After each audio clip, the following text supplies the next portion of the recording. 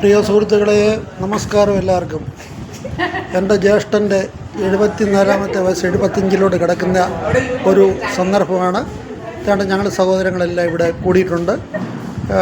വളരെ സന്തോഷകരമായിട്ട് ഞങ്ങളെല്ലാവരും കൂടെ ഇവിടെ കൂടി.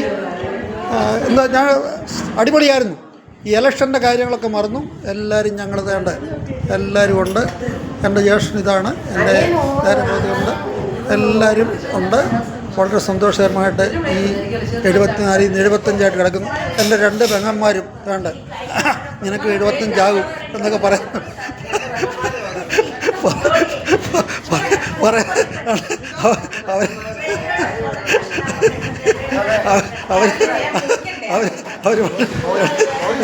ഭയങ്കര സന്തോഷമാണ്.